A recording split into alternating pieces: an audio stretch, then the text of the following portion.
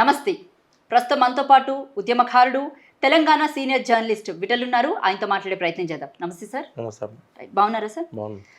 తెలంగాణ వచ్చి ఆల్మోస్ట్ 10 ఏళ్ళు కావస్తుంది.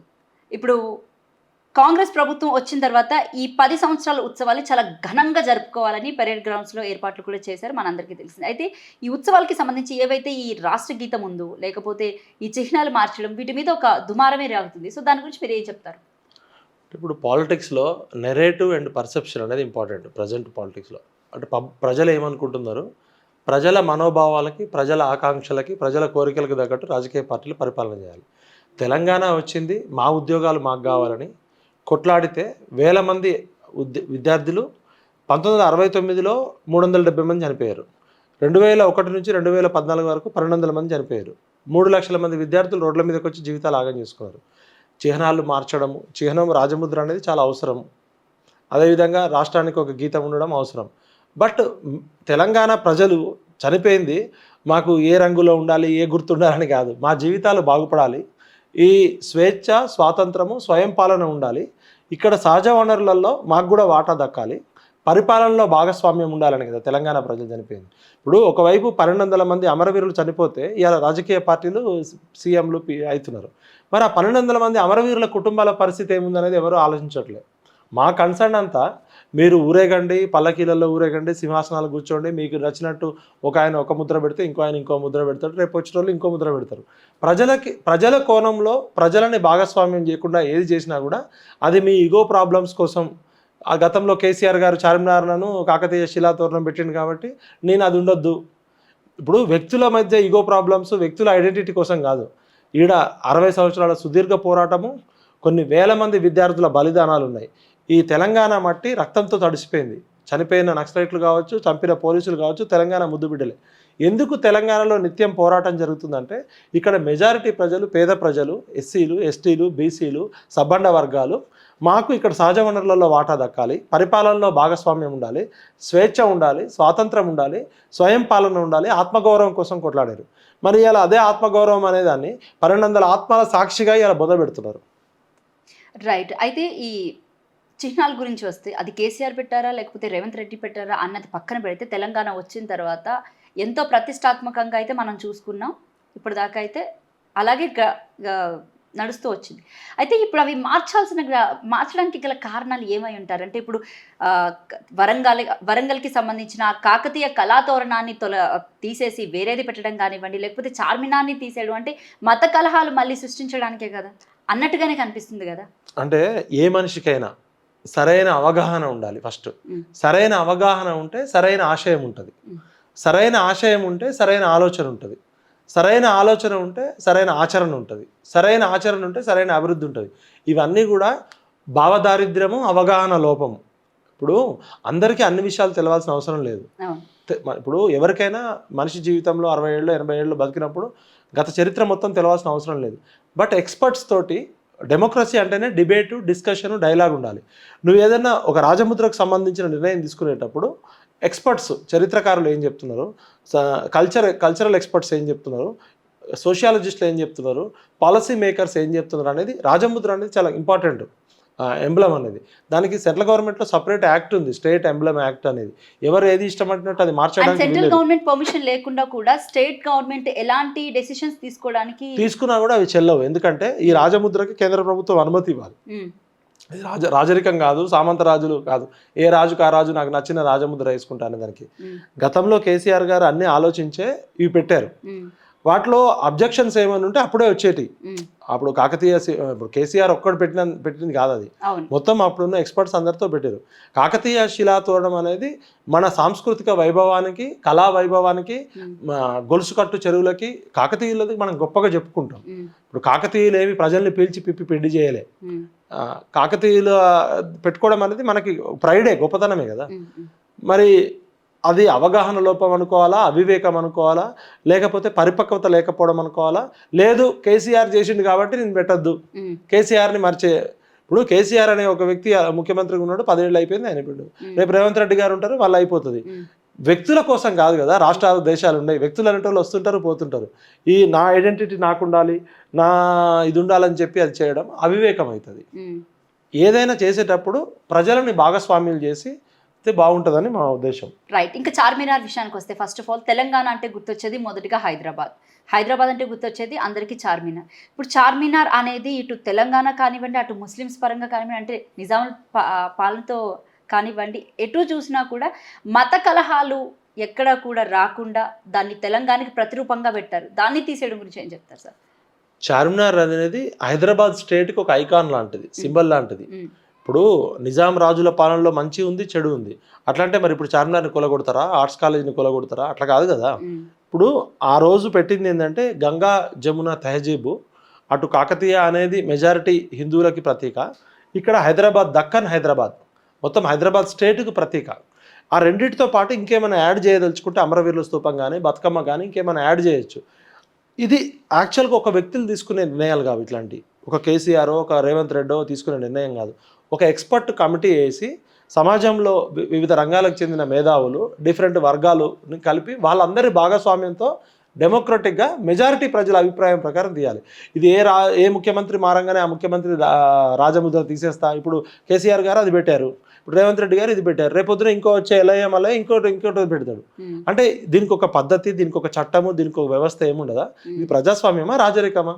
నేను రాజైన కాబట్టి నా రాజముద్ర ఉండాలి, కేసీఆర్ కట్టించిన ప్రగతి భవన్లో నేను ఉండను, మరి సెక్రటరేట్ కూడా కొలగొట్టుగా, మరి సెక్రటరేట్లు కూడా ఉండవు. ఇది అవగాహన లేమి, అపరిపక్వత, అభద్రత, అసహనానికి ప్రతీక. అది ఎవరు చేసినా కూడా. రేవంత్ రెడ్డి గారు కూడా పాపం మంచి పేరు తెచ్చుకోవాలనే తపనే ఉంటుంది ఏ రాజుకైనా. కానీ మంచి పేరు తెచ్చుకోవాలనే బొమ్మను చేయబోతే ఏదో కోతైనట్టు అట్లా చేయకూడదు. అందరినీ భాగస్వామ్యులు చేసి అందరి అభిప్రాయం మేరకు తీసుకోవాలి. ఇది ప్రజల మనోభావాలకు సంబంధించింది, సెంటిమెంట్కి సంబంధించింది, ఎమోషనల్ ఇష్యూస్. మీకు ప్రజల జీవితాల్లో మార్పు తీసుకురంటారా నాయన అని పరిపాలన చేస్తే మీరు అన్ని సెంటిమెంట్స్ని రెచ్చగొడుతూ ఎమోషనల్ ఇష్యూస్తో కాలం గడుపుతున్నారు. అంటే ప్రజలని అసలు సమస్యలు ఇప్పుడు ఇవాళ మేజర్ సమస్య తెలంగాణలో నిరుద్యోగం. ఇలా మేజర్ సమస్య అమరవీరుల కుటుంబాలకి ఇంతమందికి మనం గుర్తించలే. ఇలా కేసీఆర్ కూర్చున్న సీట్ అయినా గతంలో, ఇప్పుడు రేవంత్ రెడ్డి గారు కూర్చున్న సీట్ అయినా 1200 మంది అమరవీరులు చనిపోతే తెలంగాణ వచ్చింది. ఆ 1200 మంది కుటుంబాల అడ్రస్ కూడా దొరకలేదంటే వీళ్ళు ఏం పరిపాలకులు, వీళ్ళు ఏం పాలన చేసినట్లు? ఇలా మనకు ఇంత టెక్నాలజీ ఇంత అడ్వాన్స్డ్ ఉంది. 1200 మంది 15 ఏళ్ల క్రితం చనిపోతే వాళ్ళ కుటుంబ వివరాలు కూడా తెలియదని గత ప్రభుత్వం అన్నది.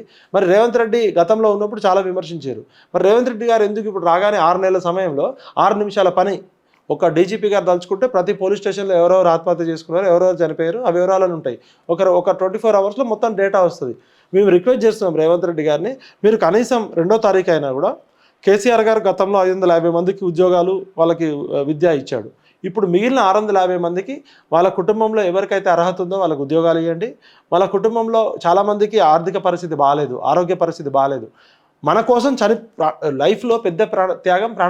ఆ ప్రాణత్యాగం చేసిన వాళ్ళని కూడా మనం గుర్తించకపోతే, గౌరవించకపోతే ఇక మనం ఏం తెలంగాణ తెచ్చుకున్నట్టు? ఎందుకు ఈ ముఖ్యమంత్రులు మంత్రులు నుండి పీకడానిక?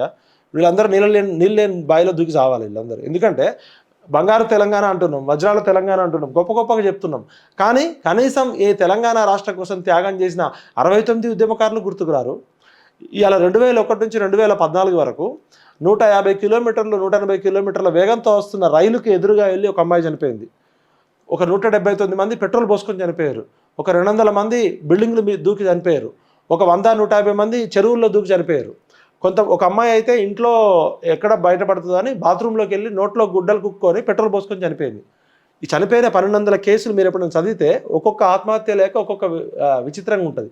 మరి ఇంతమంది త్యాగాలు ప్రజలయ్యి, భోగాలు ఈ రాజకీయ నాయకులై 69లో చనిపోయారు. 69లో ఒక్క డెడ్ బాడీ ఉస్మానియా హాస్పిటల్కి వస్తే 100 మంది తల్లిదండ్రులు వచ్చేటోళ్ళు. ఇప్పుడు మనకి జలియన్ వాలాబాగ్ స్వాతంత్రోద్యమంలో జనరల్ డయ్యర్ అనేటోడు బ్రిటిషోడు దమనకాండ చేసిండని చెప్పుకుంటాం. ఇదే కాంగ్రెస్ ప్రభుత్వం, ఇదే ఇందిరాగాంధీ 9 నెలలు కర్ఫ్యూ జరిగింది ఇక్కడ. 1 ఇయర్ విద్యా సంవత్సరం కోల్పోయింది. పిల్లలు స్టూడెంట్స్ ముక్కుపచ్చలారని స్టూడెంట్స్ వర్సెస్ ఆర్మీ ఫైటింగ్ జరిగితే చనిపోయిన డెడ్ బాడీలు 370, మిస్సింగ్ కేసులు 3000. ఆ రోజు 68 నుంచి 2001 వరకు రక్తపాతం జరిగింది. 96-97లో తెలంగాణ పాట పాడినందుకు బెలి లలిత అనే మా అక్కని ముక్కలుగా నరికేసారు. 17 ముక్కలు నరికారు. ఒక్కొక్క ముక్క ఒక్కొక్క జిల్లాలో వేసారు. చంద్రబాబు నాయుడు ప్రభుత్వంలోనే 17 మందిని చంపారు ఒక భువనగిరి ప్రాంతంలోనే. సిద్ధులు కానీ, రాములు కానీ, అట్లా చాలామంది. అంటే నిత్యం రక్తతర్పణం ఎందుకు జరిగింది? స్వయం పాలన ఉండాలి, స్వేచ్ఛ ఉండాలి, స్వాతంత్రం ఉండాలి. ఇక్కడ మెజారిటీ ప్రజలకి ఎస్సీ ఎస్టీ బీసీలు సబ్బండ వర్గాలకి ఉండాలని చెప్తే చనిపోయిన వాళ్ళకి కనీసం రికార్డు కూడా లేదు. వేరే రాష్ట్రాల్లో వేరే దేశాల్లో చనిపోయిన వాళ్ళకి మనం జై జవాన్ జై కిసాన్ అని గర్వించుకుంటాం. ఒక పొట్టి శ్రీరాములు గారు ప్రాణత్యాగం చేస్తే ఇలా అమరజీవి పొట్టి శ్రీరాములు అని ఈ భూమి ఉన్నంతకాలం ఆంధ్రప్రదేశ్లో ఆయన పేరు ఉంటుంది. మరి మన కళ్ళెదుట 14 ఏళ్ల క్రితం జరిగిన ఉద్యమంలో జరిపిన 1200 మంది వీరుల ఫోటో ఉండాలి, వాళ్ళతో మ్యూజియం ఉండాలి కదా. కనీసం వాళ్ళు దిక్కులేక పరిస్థితిలో ఉన్నారు. 69 ఉద్యమకారులకు అయితే చాలామంది పాపం బెడ్ రిడన్ అయి ఉన్నారు. వాళ్ళ కనీసం మందుల సౌకర్యం కూడా లేదు. ఇవి ఒక ప్రభుత్వం, ఇవి సిగ్గులేని ప్రభుత్వాలు. వీళ్ళు తినేది రక్తపు కూడు. 1200 మంది అమరవీరులు రక్తపు కూడు తింటున్నారు. రేవంత్ రెడ్డి గారి ఇంట్లో ఎవరు చనిపోలే, కేసీఆర్ ఇంట్లో ఎవరు చనిపోలే. చనిపోయిందంతా పేద ప్రజలు, బడుగు బలహీన వర్గాలు. కాబట్టి ఇప్పటికైనా నేను రేవంత్ రెడ్డి అన్నకి రిక్వెస్ట్ చేస్తున్నా, అన్న నీకున్న పరిమిత అవగాహనతో నిర్ణయం తీసుకుంటే బొమ్మను చేయకపోతే కోతి చేసినట్టు అవుతుంది. నువ్వు డెమోక్రటిక్గా డిస్కషన్ చేయి. ఒక కోదండరామ్ సార్ ఒక్కడే కాదు తెలంగాణ ఉద్యమానికి ప్రతీక అంటే. ఒక పాషం యాదగిరి ఉన్నాడు, ఒక గాదే ఈయన ఉన్నాడు, ఒక పృథ్వీరాజు ఉన్నాడు, ఒక తెలంగాణ విటలు ఉన్నాడు. ఇట్లా మాలాంటి వాళ్ళు కొన్ని వందల మంది ఉన్నారు. మీరు కనీసం ఒక్కొక్క ఆర్గనైజేషన్ నుంచి ఒకళ్ళని పిలిచి ఒక డిస్కషన్ చేసి ఒక కమిటీ వేయాలి. ఇవాళ రేవంత్ రెడ్డి గారు ఎక్కడ పొరపాటు చేశారంటే ఆయన క్యాబినెట్లో కూడా డిస్కషన్ చేయకుండా ఆయన ఒక్కడే నిర్ణయం తీసుకోవడంతో ఇవాళ ఇంత వివాదమైంది. రైట్. మరొక విషయానికి వస్తే కనుక తెలంగాణ తెచ్చుకుంది బేసిక్గా ఆత్మగౌరవంతో. అలాగే మనం తెలంగాణ అంటేనే బేసిక్గా వనరులు ఏవైతే మన దగ్గర ప్రతి ఒక్కటి కూడా సంగీతం కానివ్వండి ప్రతిదీ. అయితే అందశ్రీ గారు అన్నమాట ఏదైతే ఉందో అంటే ఆయన బేసిక్గా గొప్ప సాహిత్యవేత్త. సో మనం ఎలా అన్నా అంటే ఆయన పాట గురించి అయితే ఆయన డెసిషన్ మేకింగ్ అనేది ఆయన ఇష్టం బేసిక్గా.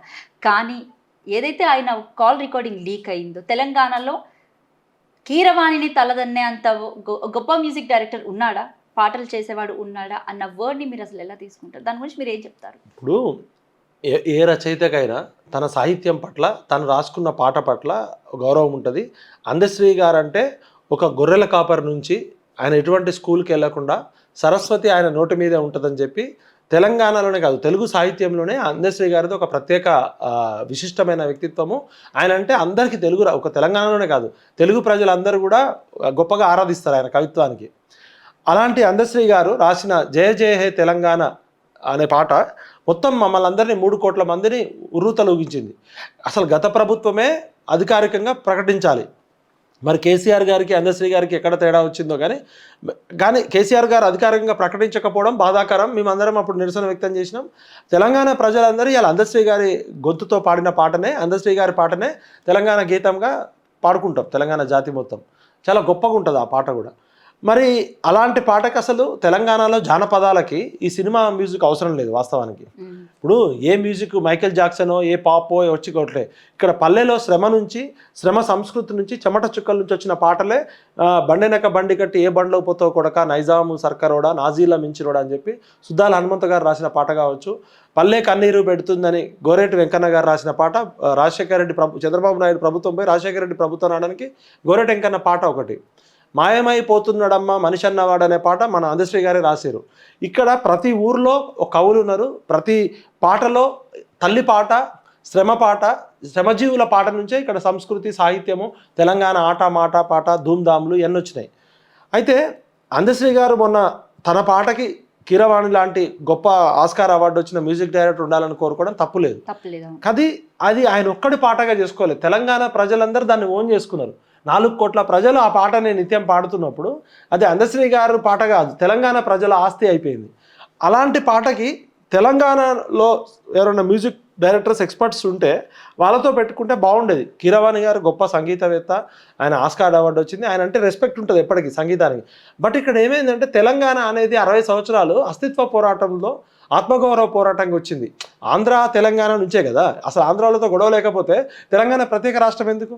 ఆంధ్రలో ఆధిపత్యం పోవాలి. కోస్తా ఆంధ్ర కమ్మలు, రాయలసీమ రెడ్లు, నెల్లూరు రెడ్ల మజిల్ పవర్, నెల్లూరు రెడ్ల మనీ పవరు, రాయలసీమ రెడ్ల మజిల్ పవరు, కోస్తా కృష్ణా గుంటూరు జిల్లాల కమ్మవారి యొక్క మనీ పవర్. ఈ డామినేషన్ తోటే కోస్తా ఆంధ్ర ప్రజలతో కాదు పెట్టుబడిదారులతోటి ఈ పత్రికా ఛానళ్ళు ఓనర్లు, ఈ పొలిటీషియన్స్ తెలంగాణ వనరుల మీద దోపిడీ చేస్తున్నారు, పెత్తనం చేస్తున్నారు అని చెప్పి కొట్లాడుతున్నారు. మరి అలాంటిది తెలంగాణ ఆత్మగౌరవానికి ప్రతీక 4 కోట్ల ప్రజల గొంతుకైన జయ జయ హే తెలంగాణ జననీ జయకేతనం అనే పాటకి తెలంగాణలో ఎవరు మ్యూజిక్ డైరెక్టర్ అనడము, అందశ్రీ గారు కీరవాణి గారితో పోల్చుతూ తెలంగాణ మ్యూజిక్ డైరెక్టర్ని కొంచెం తక్కువ చేసి మాట్లాడడంతో వివాదమైంది. ఇప్పుడు వాస్తవానికి ఇది అందశ్రీ గారు ఒక్కరు తీసుకున్న డెసిషన్ అనుకోవట్లేదు నేను. ముఖ్యమంత్రి గారి ప్రమేయం ఉంది. ముఖ్యమంత్రి గారు స్వయంగా అక్కడ కూర్చొని రాఘవేంద్రరావు గారితో మన కీరవాణి గారితో మాట్లాడిన ఫోటోలు మేము చూసినాం. ఆడ ఉన్న కూర్చున్న కోదండరామ్ గారు ఒకరు, జేఏసీ రఘు గారు తప్ప, తెలంగాణ ఉద్యమంలో పనిచేసిన వాళ్ళు మన అద్దంకి దయాకర్ ఆ ముగ్గురు తప్ప ఎవరు ఉద్యమంలో లేరు. ఇప్పుడు రాఘవేంద్రరావుకి తెలంగాణ ఉద్యమంతో ఏం సంబంధం, కీరవాణి గారికి తెలంగాణ ఉద్యమం ఏం సంబంధం? వాళ్ళు మ్యూజిక్ డైరెక్టర్స్ కావచ్చు, సినిమా డైరెక్టర్స్ కావచ్చు, వాళ్ళ టాలెంట్కి వాళ్ళ గౌరవంకి తగ్గం. బట్ ఇక్కడ కొన్ని లక్షల మంది ప్రజల త్యాగాల రక్తతర్పణ నుంచి వచ్చిన తెలంగాణలో కనీసం తెలంగాణ గీతానికి మాకు మ్యూజిక్ డైరెక్టర్ లేరా అనేది తెలంగాణ ప్రజలందరిలో ఒక ఆత్మగౌరవ సమస్య. ఇది కీరవాణి గారు అసలు దీనిలో ఇన్వాల్వ్ చేయడమే తప్పు. తెలంగాణ ఆ ముఖ్యమంత్రి గారికి తెలిసి జరిగిందా మరి తెలియక జరిగిందా, కానీ ముఖ్యమంత్రి గారిదే బాధ్యత. అంటే తెలంగాణని తక్కువ చేసి మాట్లాడిన అందశ్రీ మాటల గురించి మీరు ఏం చెప్తారు? మరి ఆయన మాట అందశ్రీ గారు మాట్లాడింది వాస్తవానికి నేను వినలేదమ్మా ఏం మాట్లాడారో, కానీ అందశ్రీ గారు నాకు వ్యక్తిగతంగా బాగా పరిచయం, ఒక సొంత అన్న లాంటాడు, మా ఇంటికి రెగ్యులర్గా వస్తుంటారు. నేను కూడా చాలా గౌరవిస్తా, ఇష్టపడతా. నేను 2001లో జైలుకి వెళ్ళినప్పుడు, తెలంగాణలో ఫస్ట్ నేను జైలుకి వెళ్ళినప్పుడు మా రూమ్కి క్యాంపస్కి వచ్చింది ఆయనే. అప్పటిదాకా ఆయన ఎవరో తెలియదు. కాకపోతే తెలంగాణలోని మ్యూజిక్ డైరెక్టర్లని కించపరిచే విధంగా మాట్లాడారు అని అంటున్నారు. అది వాస్తవం అయితే మాత్రం అది తప్పే. అది ఎవరు మాట్లాడినా కూడా తప్పే. ఒక్కసారి విందామా సార్? మనం చెప్పడం ఒక్కసారి విందాం సార్ ప్లీజ్. అన్న నమస్తే, నేను ప్రేమరాజ్. చెప్పండి సార్. నాకు పాట మీద కొంచెం అందరికి ఇబ్బందికరంగా ఉన్నది. ఈ పాట పెట్టాలని మేము వీడియోల మీద వీడియోలు పెట్టినాం, మేము పెట్టిన వాళ్ళమే కానీ అప్పుడు ఆవేదన ఉండే కానీ ఇప్పుడు మళ్ళీ చేసిన దాన్ని బట్టి మళ్ళీ దీని చూసి బాధ అనిపిస్తుంది. కీరవాణి ఎందుకన్నా చేయటం? ఎవరు చేయాలి? ఏ తెలంగాణలో ఎంతమంది లేరు ఎక్కడైనా చేయొచ్చు. ఒక సంగీత దర్శకుని పేరు చెప్పు అన్నా. ఒక సంగీత దర్శకుని పేరు చెప్పు. ఒక్క సంగీత దర్శకుడు ఏందన్నా? ఇవి ఎంతమంది లేరన్నా? నేను 10 మందిని చూపిస్తాను. నేను అడుగుతున్నా కదా, ఒక్క సంగీత దర్శకుని, కీరవాణిని తలదన్నే సంగీత దర్శకుని ఒక పేరు చెప్పు నాకు. తెలంగాణ ఇచ్చింది, తెలంగాణ మనకు రాష్ట్రం ఇచ్చిన సోనియా తెలంగాణ ఆడబిడ్డ కాదు. ఒక్కొక్క అసలు వాస్తవానికి భారతదేశ వనిత కూడా కాదు పాపం. టెక్నికాలిటీస్ అన్నవి ఒక ఒక ఒక ఇటలీకి చెందిన అమ్మాయి. ఆమె ఇచ్చిన స్వతంత్రము, ఆమె ఇచ్చిన తెలంగాణ మనకు సమ్మరమైనప్పుడు ఒక అనుభవము అంటాము. నేను సినిమా కూడా చూడలేదు అయినంటే. సినిమా మన దగ్గర చేస్తాము. ఇప్పుడు క్యాసెట్లు చేసే వాళ్ళు 100,000 మంది ఉన్నారు. ఆ పాటలు కూడా క్యాసెట్ కదన్న, సినిమా చేశాడు. రవి కళ్యాణ్ సినిమా బ్రహ్మాండంగా చేశాడు. అర్జున్ ఉన్నాడు, రే కళ్యాణ్ ఉన్నాడు. అంతగా తండ్రి నీ సినిమాకు పెట్టిన నా సినిమా పెట్టుకోలేను కదా. నీ సినిమా కదా నాది, నీ సినిమా అయితే అసలు పట్టించుకోను. సినిమా తీసి కీరవాణ్ణి పెట్టుకో, రహమాన్ని పెట్టుకో, అని పట్టుకో. తెలంగాణ ఆత్మగౌరవం కదన్నా, మాకు సంబంధం లేదా? నేను నాకు చెప్పిన దానికి నీకు జవాబు ఇవ్వలేను. ఒక సోనియా గాంధీ భారతదేశ స్త్రీ కాదు. ఆమె ఆమె బతుకు లైవ్నే పోగొట్టుకున్న తెలంగాణ రాష్ట్రం. అయినా మనం దాని సంబరాలు పడుతున్నాము. ఆ పాట మా ఆత్మగౌరవం. దాన్ని ఎవడో వచ్చి ఎవడో ఏదో చేస్తే మేము చూడలేము. ఆత్మగౌరవానికి నువ్వు తినే పిడికడు మెతుకులు ఉంటాయి కదా, అది ఏ ప్రాంతం పండించినోడు ఇప్పటికి ఎవడు చెప్పాడు? ఎన్ని చేతుల కష్టమో అని ఎవడు చెప్పాడు? దానికి దీనికి ఏం సంబంధం అన్న? అట్లాంటప్పుడు తెలంగాణ తెచ్చుకోవాలి. ఖచ్చితంగా సంబంధం ఉంటుంది. అట్లాంటప్పుడు తెలంగాణ తెచ్చుకోవాలన్నా. ఎందుకు తెలంగాణ గురించి నువ్వు మాట్లాడినావు చెప్పి? అట్లయితే అట్లా అనుకున్నావు. మరి సోనియా ఇచ్చిన తెలంగాణను అది ఇట్టది మాకెందుకని వదిలేస్తారా? మరి తెలంగాణ కదన్నా, ఢిల్లీలో ఎవరున్నా చేయాలి. అది టెక్నికాలిటీ. ఇది ఆత్మగౌరవం వేరు, టెక్నికాలిటీ వేరన్నా. ఇది కూడా టెక్నికాలిటీ వేరు, ఆత్మగౌరవం వేరన్నా. రైట్, దీని గురించి మీరు ఇప్పుడు ఏం చెప్తారు? అక్కడ ఇది అందశ్రీ గారి పర్సనల్ సాంగ్ అయితే వేరు. 4 కోట్ల ప్రజలు ఓన్ చేసుకున్న తెలంగాణ గీతం స్వరాష్ట్రంతో, స్వాభిమానంతో, స్వయం పాలనలో ఆత్మగౌరవం ఉండాలనే ఆంధ్రాలతో కొట్లాడినాం. కీరవాణి గారిని కించపరచడం కాదు, అగౌరవపరచడం కాదు, కీరవాణి గారిని తక్కువ చేయడం కాదు. కీరవాణి గారు అంతర్జాతీయ స్థాయిలో స్టార్టింగ్ లో అడిగిన క్వశ్చన్ కూడా అదే. ఇప్పుడు మన అమ్మ పాడే జోలపాట ఐశ్వర్య రాయ్ తన బిడ్డకు పాడుతుందని చెప్పి ఐశ్వర్య రాయ్ అందంగా ఉందని మనం చెప్పలేం కదా. మన అమ్మ ఎల్లమ్మైనా పుల్లమ్మైనా పెంటమ్మైనా అమ్మ పాడే జోల పాటనే మనకి ఇలా అమ్మ పాట మీద చూస్తున్నారు. ఎవరి తల్లి వాళ్ళకి గొప్పది. కాకి పిల్ల కాకి ముద్దు అంటారు. ఎవరి ఊరు వారికి గొప్పది. కన్న తల్లి సొంత ఊరు. ఇలా తెలంగాణ ఉద్యమమే మా రాష్ట్రం మాకు కావాలి, స్వయం పాలన ఉండాలి, ఆత్మగౌరవం ఉండాలి, స్వేచ్ఛ ఉండాలి, స్వాతంత్రం ఉండాలి. తెలంగాణ ప్రజలకి చాలా ఏం తెలియదు, సినిమాలో క్యారెక్టర్లు ఇచ్చి చాలా అవమానం చేశారు. యాదగిరి, దాదాగిరి, భువనగిరి, దాదాగిరి అని చెప్పి నూతన్ ప్రసాద్ పెట్టి చాలా సార్లు కమెడియన్ వేషాలు, రౌడీ వేషాలు వేసిరని మనం చేసినాం. పోతన ధిక్కార కవి. ఈ తెలంగాణ మీద ఒక ధిక్కార కవి అంటే మా తరం ధిక్కార కవి అందశ్రీ గారే. ఆయనకి పాదాభివందనాలు. కానీ మరి ముఖ్యమంత్రి గారు అందశ్రీ గారు ఇద్దరు కలిసే డిసైడ్ చేసిర్రా కీరవాణిని పెడితే మరి తెలంగాణ ప్రజల నుంచి వచ్చే వాళ్ళ మనోభావాలు దెబ్బతింటాయి అనే విషయం వీళ్ళు ఆలోచించలేదా? పాట గొప్పగా ఉండాలి, పాటకి మంచి మ్యూజిక్ ఉండాలనే ఒక దాంట్లో కూడా యూజ్ చేశారు. ఇటలీలో పుట్టిన సోనియా గాంధీ తెలంగాణ ఇచ్చినప్పుడు తీసుకోలేదా అని చెప్పేసి అని అన్నారు. ఇప్పుడు ఇక్కడ ఇంకొకటి కూడా చెప్పాలి ప్రజలకి. ఒక పార్టీ ఏమో మేము తెలంగాణ తెచ్చినామంటున్నారు, ఒక పార్టీ తెలంగాణ ఇచ్చినామంటున్నారు. మరి సచ్చిన 1200 మంది పీనుగుల పరిస్థితి ఏంది? తెలంగాణ ఉద్యమకారుల పరిస్థితి ఏంటి? ఇక్కడ సోనియా గాంధీ ఇటలీ నుంచి తీసుకొచ్చో, ఢిల్లీ నుంచి మార్కెట్లో కొనుక్కొని వచ్చి తెలంగాణ ఇయ్యలే, లేదా కేసీఆర్ తన ఫామ్ హౌస్ నుంచి భుజాన్ని ఎత్తుకొని తీసుకురాలే. ప్రజలు 3.5 కోట్ల మంది తెలంగాణ కావాలని 1952 ముల్కీ ఉద్యమంలో, 1969లో జై తెలంగాణ ఉద్యమము, ఇడ్లీ సాంబార్ గోబ్యాక్ ఉద్యమంలో మా నాన్నలు, మా తండ్రులు, మా పెదనాన్నలు, మా ముందు తరం వాళ్ళు, 3 తరాల వాళ్ళు మిలిటరీ కాల్పులకు బలైనరు, పోలీసులలో ఎన్కౌంటర్లలో బలైపోయారు, నయీం లాంటి చంద్రబాబు నాయుడు మూటాల చేతిలో బలైపోయారు. తెలంగాణ వచ్చినాక 1200 మంది చచ్చిపోయారు. మరి ఇచ్చిన వాళ్ళు తెచ్చిన వాళ్ళే ఇంత చేస్తే సచ్చిన వాళ్ళ గురించి ఎవడు మాట్లాడాలా? మా తెలంగాణ కోసం చచ్చిపోయిన అమరవీరుల గురించి, విద్యార్థి ఉద్యమకారుల గురించి, వీళ్ళ గురించి ఎవరు మాట్లాడరు. ఇచ్చింది ఎవడు కాదు, తెచ్చింది ఎవడు కాదు. ప్రజలు కావాలని కొట్లాడారు కాబట్టి ప్రజల త్యాగాల ఫలితము, అమరవీరుల త్యాగాల ఫలితమే తెలంగాణ రాష్ట్రము. ఈ ఆత్మగౌరవ ఫలం అనేది ప్రతి చోట మా స్వయం పాలన ఉండాలనే కదా. మరి ముఖ్యమంత్రి కూడా రేవంత్ రెడ్డి ఎందుకు, కేసీఆర్ ఎందుకు? మేము కూడా ఇంకా అద్భుతమైన పరిపాలించేటోళ్ళు ఐక్యరాజ్య సమితిలోనో పబ్లిక్ పాలసీ ఎక్స్పర్ట్స్ చాలామంది ఉన్నారు. జయప్రకాష్ నారాయణ వీళ్ళందరికన్నా తెలియగలడు. మరి జయప్రకాష్ నారాయణ ముఖ్యమంత్రి చేస్తే అయిపోద్ది కదా. అందశ్రీ మాటలు కరెక్ట్ అంటారా? నేను అందశ్రీ గారిని గౌరవిస్తూనే ఎవరు మాట్లాడినా, అందశ్రీ మాట్లాడిండా లేకపోతే శ్రీశ్రీ మాట్లాడిండా కాదు, ఎవరు తప్పు చేసినా తప్పే. అది రేవంత్ రెడ్డి అయినా, కేసీఆర్ అయినా, అందశ్రీ అయినా. అందశ్రీ గారికి సాహిత్యానికి ఆయనకున్న సరస్వతి, జ్ఞాన సరస్వతి ఆయన నాలుక మీద నాట్యం ఆడుతుంటుంది. ఆయన అలవోకగా చెప్తుంటాడు, కాలకవి, కాలజ్ఞాని కవి.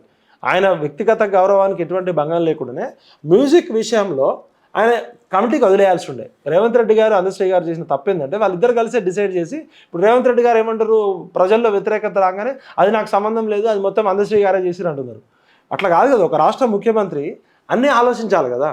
ఇప్పుడు పక్క రాష్ట్రం నుంచి ఒక మ్యూజిక్ డైరెక్టర్ తీసుకొచ్చి తెలంగాణ జాతి గీతానికి మ్యూజిక్ డైరెక్టర్గా పెడితే మరి ప్రజల నుంచి ఏమైనా వ్యతిరేకత వస్తుందా అనే విషయం ఆలోచించకపోతే మరి ఈ పాలకులకి తెలంగాణ సోయి ఉన్నట్టా లేనట్టా? అంటే రేవంత్ రెడ్డి స్పందించి నాకు దీనికి ఎలాంటి సంబంధం లేదన్న ఒక స్టేట్మెంట్ కూడా అన్నారు. దాని గురించి ఏం చెప్తారు? మరి ఇప్పుడు ఒక రాష్ట్ర ముఖ్యమంత్రి స్థాయిలో ఉండి 3-4 సార్లు కీరవాణి స్టూడియోలో ఫోటోలు వచ్చినాయి. కీరవాణి గారికి, ముఖ్యమంత్రి గారు ఎదురుగా కీరవాణి గారు, రాఘవేంద్రరావు కూర్చొని కమిటీలు అన్ని కూర్చున్నప్పుడు ఒక ముఖ్యమంత్రి ఇన్వాల్వ్ అయ్యి తనకు సంబంధం లేదంటున్నాడంటే అక్కడ ఏదో తప్పు జరిగింది. దాన్ని బట్టి అర్థం చేసుకోవచ్చు. తప్పు జరగకపోతే నాకు సంబంధం లేదు అన్నాడు కదా. ప్రజల నుంచి వ్యతిరేకత వచ్చింది కాబట్టి నాకు సంబంధం లేదంటున్నాడు. అదే ప్రజలందరూ చప్పట్లు కొడితే నేనే చేసినాను. ఈ రాజకీయ నాయకులు ఎట్లుంటారంటే మంచి పేరు వస్తే వాళ్ళ అకౌంట్లో వేసుకుంటారు, ప్రజల నుంచి వ్యతిరేక వస్తే, చెడ్డ పేరు వస్తే పక్కన మీద చూస్తారు. ఇవాళ అందశ్రీ భుజం మీద తుపాకీ పెట్టి కాలుస్తున్నారా మరి వీళ్ళు? లేకపోతే రేవంత్ రెడ్డి గారి మీద ఎవరైనా ఒత్తిడి ఉంది, ఆంధ్ర వాళ్ళ ఒత్తిడి? రేవంత్ రెడ్డి గారు ఒక చిన్న పొరపాటు జరిగింది, అవును ప్రజల నుంచి వ్యతిరేకత వచ్చింది, నేను మార్చుకుంటున్నా అంటే తప్పేముంది? అంత ఇగోకి పోవాల్సిన అవసరం ఏముంది?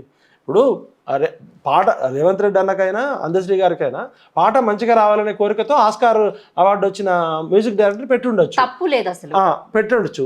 అయితే బాగానే ఉంది. ప్రజల నుంచి వ్యతిరేకత వచ్చిన తర్వాత అవును మా తెలంగాణ ప్రజలు ఇంకా వ్యతిరేకత చేస్తున్నారు కాబట్టి మేము మార్చుకుంటున్నామంటే అక్కడ కీరవాణి గారికి పోయేది ఏం లేదు, రేవంత్ రెడ్డి గారికి పోయేది ఏం లేదు, అందశ్రీ గారికి కూడా పోయేది ఏం లేదు.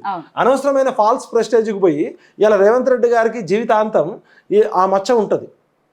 ఇక్కడ ఆత్మగౌరవం, తెలంగాణ ప్రజలు ఆకలినైనా భరిస్తారు కానీ ఆత్మగౌరవాన్ని సహించరు.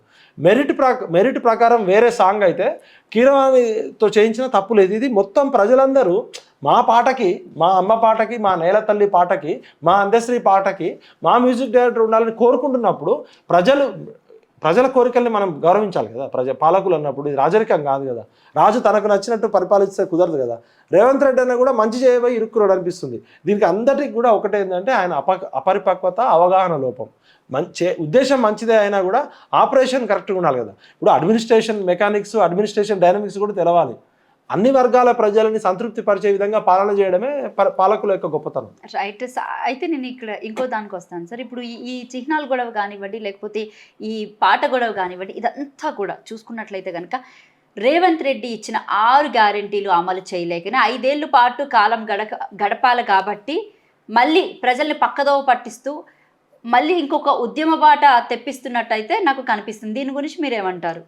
ఇప్పుడు రాజకీయ నాయకులు ఎప్పుడు తమ కుర్చీ కాపాడుకోవడం కోసం ఏనుగు దంతాలు, పైకి కనపడే దంతాలు వేరు, లోపల నమిలే దంతాలు వేరు అంటారు. రాజకీయ నాయకులు తమ కుర్చీల కోసం, ఏ రాజకీయ నాయకుడైనా ప్రజలకు చెప్పేది ఒకటి, లోపల చేసేది ఒకటి. అందుకని రాజకీయ నాయకులు అంటే ఎవరికి గౌరవం లేదు, ఏ రాజకీయ పార్టీ అయినా. కానీ ఇక్కడ ఇన్ని వందల వేల లక్షల మంది త్యాగాలతో వచ్చిన తెలంగాణ ప్రతినిత్యం తెలంగాణ సోయితో ఉంటుంది. పాలకులకు తెలంగాణ సోయి లేనప్పుడు ప్రజలు కర్రగాల్చి వాత పెడతారు. ఇప్పుడు నీ ప్రభుత్వం యొక్క గమనము, గమ్యము ఈ 6 నెలల కాలంలో తెలంగాణ సోయి ఉందా? ఈ ప్రభుత్వానికి ఏమన్నా తెలంగాణ అమరవీరులతో ఏమన్నా కుటుంబాలతో మాట్లాడిరా? తెలంగాణ ఉద్యమకారులతో మాట్లాడిరా? తెలంగాణ మేధావులు అంటే ఒక కోదండరామ్ సార్ ఒకరినే పిలిచి మాట్లాడుతున్నారు. 4 కోట్ల ప్రజలకు సంబంధించిన ప్రతినిధులు డెమోక్రసీలో డిబేటు, డిస్కషన్, డైలాగు లేకపోతే ఇలాంటి అపరిపక్వత విధానాలే బయటకు వస్తాయి. డైవర్ట్ గేమ్ పొలిటీషియన్స్ ఏం చేస్తారంటే mind game, blame game, divert game. నేను అదే అంటున్నా, ఫస్ట్ మైండ్ గేమ్ ఆడతారు, ప్రజల్లో వ్యతిరేకత రాగానే బ్లేమ్ వేరేటోళ్ళ మీద ఇస్తారు.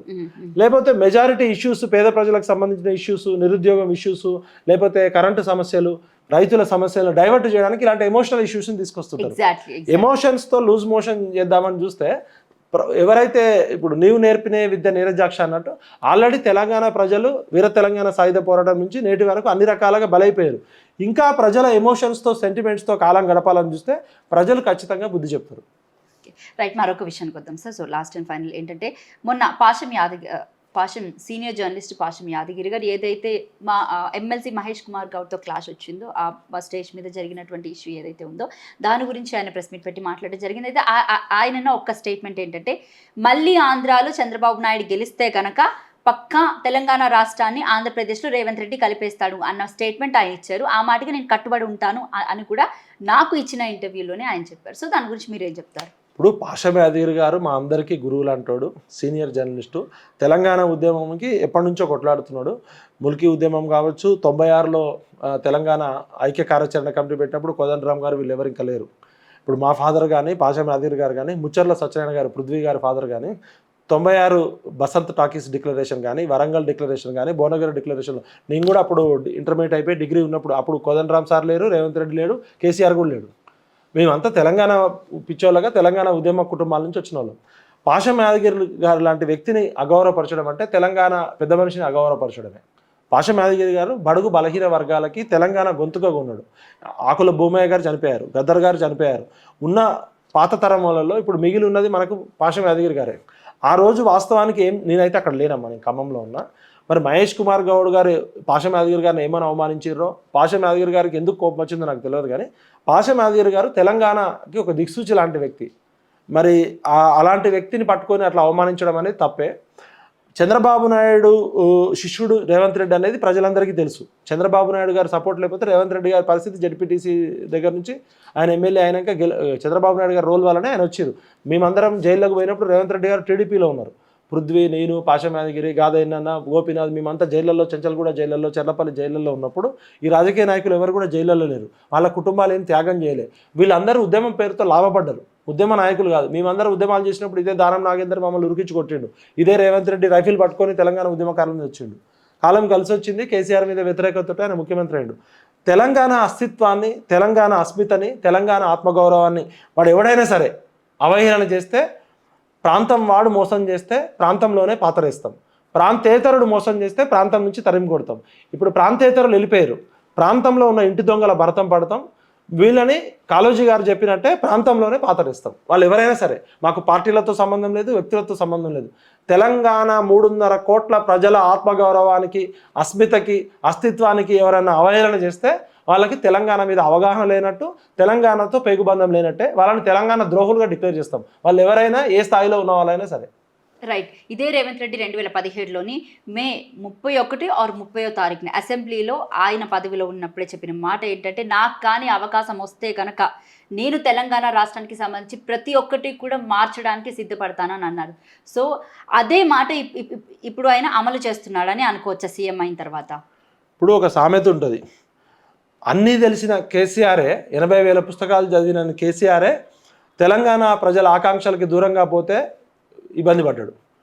అన్నీ తెలిసిన కేసీఆరే అట్లా ఆగం చేసిండు అని అనుకుంటుంటే ఏం తెలియని కాంగ్రెస్ వాళ్ళు ఏం చేస్తారో అని మాకు భయం అవుతుంది. వీళ్ళందరూ కాంట్రాక్టర్లు, డబ్బు సంచులు ఢిల్లీకి పంపించేటోళ్ళు, చంద్రబాబు నాయుడు బూట్లు నాకేటోళ్ళు, సంక నాకేటోళ్ళు. వీళ్ళు ఏదో అదృష్టవశాత్తు కేసీఆర్ మీద కోపంతో వేసారు తప్ప వీళ్ళ మీద ప్రేమతో ఓటేయలే. మాకు ఉద్యమంలో ఉన్న పొన్నం ప్రభాకరు, లేకపోతే అంజన్ కుమార్ యాదవ్, మధు యాష్కి గౌడ్ ఇట్లాంటి వాళ్ళు పార్లమెంట్లో అరవీర భయంకరంగా కొట్లాడారు. ఇలా వాళ్ళు ఎవరు మంత్రివర్గంలో కీలకమైన స్థానంలో లేరు. ఉద్యమంలో పనిచేసిన కాంగ్రెస్ వాళ్ళందరూ ఇలా మౌనంగా ఉంటున్నారు. దామోదర్ రాజు నరసింహ మాట్లాడాల్సిన అవసరం ఉంది, మధు యాష్కి మాట్లాడాలి, పొన్నం ప్రభాకర్ మాట్లాడాలి, మళ్ళీ బట్టి విక్రమార్క. మరి వీళ్ళందరూ ఎందుకు మాట్లాడట్లే అంటే రేవంత్ రెడ్డి ఒక్కడే డెసిషన్ తీసుకుంటుండా? క్యాబినెట్లో డిస్కషన్ జరగట్లేదా? డిబేట్ ఇది డెమోక్రసీ కాదా? అంటే అలాగే ఇప్పుడు పోర్ట్రేట్ అవుతుంది. ఒకవేళ గినక పాషమే అధిగిరి గారు చెప్పినట్టు మరి ఆయనకి ఏం సమాచారం ఉందో నాకు తెలియదు, నేను మాట్లాడతాను సార్ తోటి. మళ్ళా సమైక్యాంధ్ర పాలకులు కుట్రలు చేస్తే మాత్రం తరిమి కొడతాం. అది ఎవడైనా సరే. ఇంటి దొంగని ఈశ్వరుడైనా గుర్తుపట్టలేరు. మరి ఇంటి దొంగలతోటి బయట దొంగలు చేస్తున్న కుట్ర ఏమన్నా పాషం యాదగిరి గారికి తెలిసిందేమో కనుక్కుందాము. తెలంగాణకు అడ్డొస్తే వాడు ఎవడైనా సరే తెలంగాణ ద్రోహులే. కాసు బ్రహ్మానంద రెడ్డి విగ్రహం కూడా ఇక్కడ ఉండాల్సిన అవసరం లేదు. 370 మందిని చంపారు కదా, ఆయన అక్కడ పెట్టుకోండి. ఇప్పుడు మా చాకల ఏలమ్మది, మా కొమరం భీమ్ది, మా దొడ్డి కొమరయ్యది. ఇవాళ నిన్నగాక మొన్న కొలిశెట్టి రామదాస్ గారు అని మా దూర బంధువు, ఆయన తెలంగాణ ఉద్యమం 68లో స్టార్ట్ చేసిండు, మొట్టమొదటి వ్యక్తి. ఆయన చనిపోతే కనీసం ఒక రాజకీయ పార్టీ పోలే. ఇవి రాజకీయ పార్టీలు, వీళ్ళు శవాల మీద పేలాలు ఏరుకునేటోళ్ళు. వీళ్ళు ఎద్దు పుండు కాకి ముద్దులాగా పొడుచుకొని తినేటోళ్ళు. వీళ్ళకి ప్రజల పట్ల ప్రేమ లేదు, తెలంగాణ పట్ల ప్రేమ లేదు. కాబట్టి ఇప్పుడు వినేటోడు ఎర్రిపప్పు అయితే చెప్పేటోడు అవుతాడు. ఇప్పుడు చెప్పేటోళ్ళు కొండెర్రి పప్పలు అవుతారు. తెలంగాణ ప్రజలని మోసం చేయాలనుకుంటే కొండేరి పప్పలు అవుతారు. ఇప్పుడు సీతయ్య ఎవడి మాట వినడంటే సీతయ్య మాట కూడా ఎవరు వినరు. నువ్వు అన్నీ చెరిపేయాలనుకుంటే నిన్ను కూడా చెరిపేస్తారు, సింపుల్. కాబట్టి ఒళ్ళు దగ్గర పెట్టుకొని పరిపాలన చేయమని కోరుతున్నాను. మరి ఇంత చేసిన రేవంత్ రెడ్డి ఇప్పుడు తెలంగాణ ఉద్యమకారుల్ని రేపు జరిగే తెలంగాణ ఫార్మేషన్ డే ఏదైతే ఉందో పెరేడ్ గ్రౌండ్స్లో, దానికి ఉద్యమకారులను అందరినీ కూడా ఆహ్వానిస్తాము, సన్మానం చేస్తామని అన్నారు. ఓ పక్క నుంచేమో చిహ్నాలు తీసేస్తాము, లేకపోతే రాష్ట్ర గీతానికి సంబంధించి ఇలాంటి వివాదాలు సృష్టించి ఇప్పుడు ఉద్యమకారులు పిలుస్తాము, సన్మానం చేస్తామంటున్నారు. సో దానికి కానీ మీకు ఇన్విటేషన్ వస్తే మీరు వెళ్తారా? ఇప్పుడు ఉద్యమకారులు అంటే ఒక తెలంగాణ బిడ్డలో ఒక కోదండరామం కాదు, అమరవీరుల కుటుంబాలందరినీ పిలవాలి. అమరవీరుల కుటుంబాలకి న్యాయం చేయాలి. మాకు రేవంత్ రెడ్డికి అప్పే శాల్వా కోసమో, సోనియా గాంధీ ఇచ్చే బహుమానం కోసమో కాదు. మా మెజారిటీ ప్రజల వర్గాలకి మీరు ఏం చేస్తారు, బడ్జెట్లో ఎంత వాటా పెడతారో అమరవీరుల కుటుంబాలను పిలిస్తే అమరవీరుల కుటుంబాలందరినీ తీసుకొని మేము వెళ్ళడానికి సిద్ధంగా ఉన్నాం. అమరవీరుల కుటుంబాలకు న్యాయం చేయకుండా పిలిస్తే మేము బాయ్కాట్ చేస్తాం. మా ఉద్యమ త్యాగాలు చేసిన వాళ్ళందరినీ పిలవాలి. ఇప్పుడు ఒక 10 మందిని పిలిచి షో ఆఫ్ చేసి ఫోటో ఫ్రేమ్ కోసం సోనియా గాంధీ ముందు షో ఆఫ్ చేయడం కాదు. మీరు తలుచుకుంటే మీ దగ్గర డేటా ఉంది, మా దగ్గర డేటా ఉంది. మీ దగ్గర డేటా లేకపోతే మా పృథ్వీ దగ్గర డేటా ఉంది, మా గాదయ్య నాన్న దగ్గర డేటా ఉంది, పాషం యాదగిరి దగ్గర ఉంది, నా దగ్గర ఉంది. ఆ చనిపోయిన 1200 మంది మాకేమి ఇవ్వకండి, మీరు మాకేమి సన్మానం చేయకండి. మీ సన్మానాలు వద్దు, మీ రాజముద్రలు వద్దు, మీ బహుమతులు వద్దు. ఆ 1200 మంది అమరవీరుల కుటుంబాలకి న్యాయం చేయండి. దానికోసం రేవంత్ రెడ్డి గారికి పాదాలకి రిక్వెస్ట్ చేస్తున్నాం, దయచేసి ఫస్ట్ వాళ్ళకి చేయండి. ఒకవేళ న్యాయం చేసి మాకు నచ్చినట్టు మేము తెలంగాణ రాష్ట్రాన్ని ఇచ్చేస్తామంటే ఏమంటారు? ఇది నచ్చినట్టు చేయడానికి రేవంత్ రెడ్డి రాజ్యం కాదు, కేసీఆర్ రాజ్యం కాదు, ఎల్లిగాడు రాజ్యం కాదు, మల్లిగాడు రాజ్యం కాదు. కర్రు కాల్చి వాత పెడతాం. ప్రజల ఆకాంక్షలకి దూరంగా పోతే వాడు ఎంత టోడైనా, కాలోజీ చెప్పింది, పొట్టోడిని పొడుగోడు కొడితే పొడుగోడిని పోషమ్మ కొట్టినట్టు కేసీఆర్ చెప్తుంటారు కదా. రేవంత్ రెడ్డి గారు మంచి ఉద్దేశంతో చేసే ప్రతి పనికి మేము సహకరిస్తాం. దాని వెనకాల చెడు ఉద్దేశాలు ఉన్నాయనుకో ఖచ్చితంగా ఎండగడతాం, ఎంతకైనా తెగించి కొట్లాడతాం. Right, thank you sir, thank you so much sir. మీ విలువైన సమయాన్ని మాకు కేటాయించినందుకు. ఇది సీనియర్ జర్నలిస్ట్ తెలంగాణ విఠల్ గారితో ప్రత్యేక ఇంటర్వ్యూ. మరొక ఇంటర్వ్యూతో మళ్ళీ కలుద్దాం.